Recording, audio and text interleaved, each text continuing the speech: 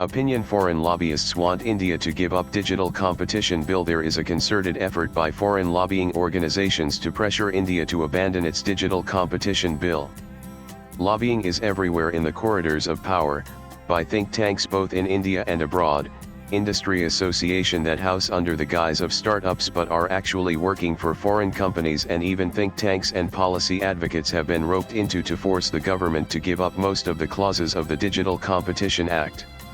It is essential to understand the importance of this bill, which is expected to level the playing field not only between Indian and foreign digital companies but also enable the Indian manufacturing sector to survive the onslaught of Chinese imports. Digital is taking over the retail sector at a breakneck pace. Buyers are moving away from offline to digital. Malls in metros are already witnessing a stagnation in rentals or vacancies. The online digital market is expected to touch $325 billion by 2030 according to Deloitte, growing 2.5 times the offline retail market. Real estate consultancy firm Anaric is even more bullish.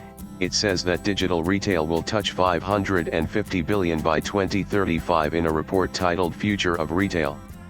It estimates the overall online market will jump to $325 billion in 2030 from $70 billion in 2022. However, it will be larger than the organized retail market, which is projected to reach just $230 billion in 2030, doubling from a base of $110 billion in 2022. Organized retail is defined by companies such as Trent and Reliance Trends, which rent malls and sell through them. Lobbyists try to downplay this growth of digital by comparing it not to the organized retail, but to the total retail market, where the unorganized sector is much larger.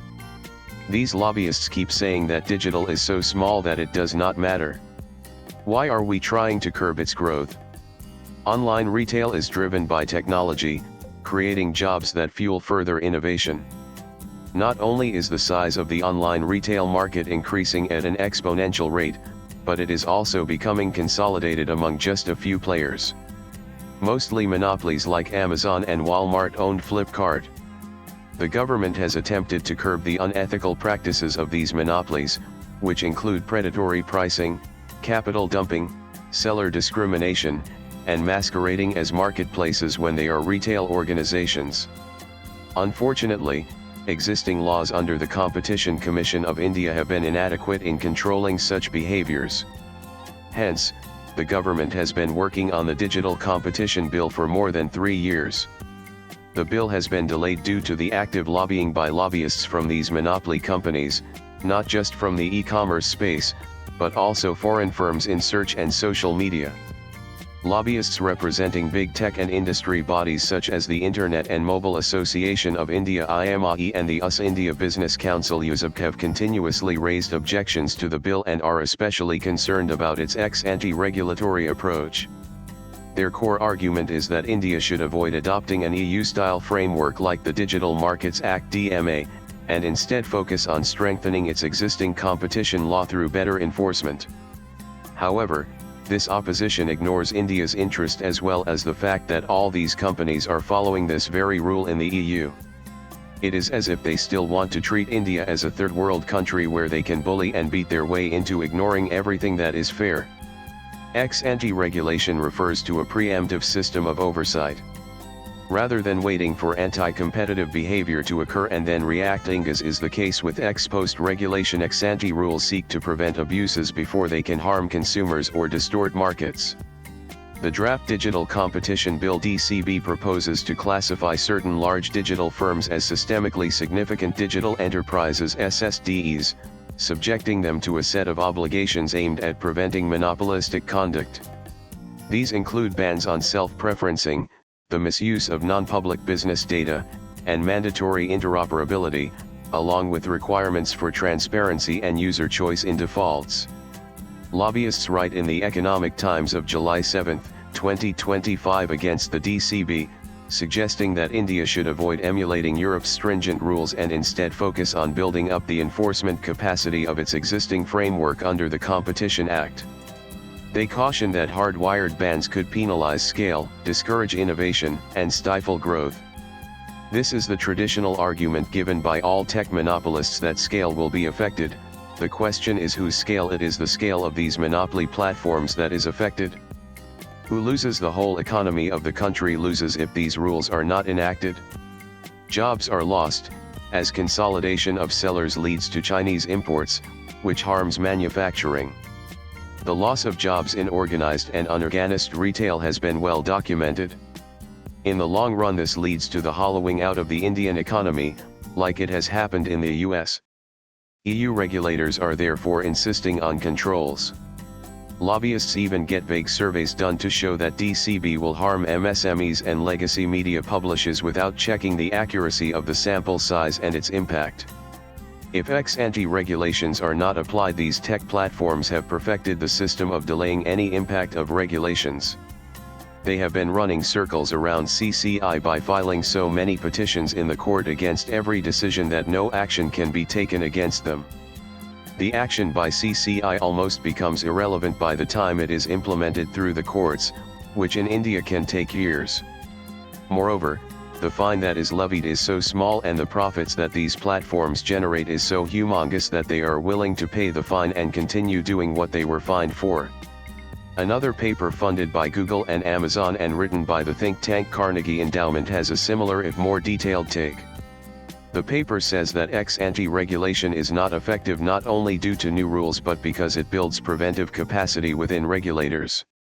This is particularly relevant in digital markets, where network effects and data lock-ins can lead to early entrenchment of power and create winner-takes-most scenarios well before any formal abuse is registered. The central reason why big tech and their affiliated lobbyists are pushing back against the digital competition bill lies in how it threatens the core of their business models. Ex-ante rules would curtail their ability to self-preference their services, integrate user data across platforms, and push default settings that steer users toward their own offerings. These practices have been instrumental in consolidating their dominance. While they argue that such regulation would stifle innovation and increase compliance costs, what they are effectively defending is their capacity to extract advantage from scale, integration, and opacity. Below is a snapshot of the main concerns raised by the lobbyists and their implications for competition and consumers in India. What's often left unsaid in the lobbyist submissions is that global giants are already adapting to the DMA in Europe. The opposition to India adopting a similar path has less to do with the principle of regulation and more with maintaining the asymmetry of power in markets like India, where regulatory institutions are weaker and startup ecosystems are still maturing. For Indian digital businesses, especially small and medium-sized enterprises, the current imbalance often manifests in opaque search rankings, exploitative commissions, and arbitrary changes to algorithmic visibility, all of which could be addressed through ex-ante mechanisms. Moreover, the claim that ex-ante rules will deter investment is not supported by global evidence. The DMA has not led to any large-scale disinvestment in Europe. Instead, it has encouraged many emerging firms to explore European markets because they now face a more level playing field. For India, a calibrated ex-ante approach could do the same: enhance competition, promote innovation from the bottom up, and ensure that market dominance does not translate into market abuse. The Digital Competition Bill attempts to do exactly that. By identifying SSDEs based on both quantitative and qualitative thresholds, it aims to target those enterprises whose control over user data, platform infrastructure, and market access creates systemic dependencies. What the lobbyists are asking India to do is to delay such a move in favor of a slower, case-by-case model that has already proven inadequate in addressing fast-moving harms. Their appeals to protect innovation and investment are, in effect, appeals to maintain dominance and avoid disruption. India would do well to reject these pleas and proceed with a well-designed ex-ante framework, not as a copy of the EU model, but as a sovereign assertion of its right to define fair competition in its own digital economy. Swipe left for next video. India has the opportunity to shape the next decade of global digital regulation not as a passive recipient of Western frameworks but as a proactive leader crafting rules that protect its innovators, empower its consumers, and secure its economic sovereignty. The Digital Competition Bill, with its ex-ante core, is a step in precisely that direction. Kayutish Rajabhat is a public policy researcher and works at the Gurugram-based think tank Center for Innovation in Public Policy CIPP. Views expressed in the above piece are personal and solely those of the author. They do not necessarily reflect News 18's views. Latest blogs.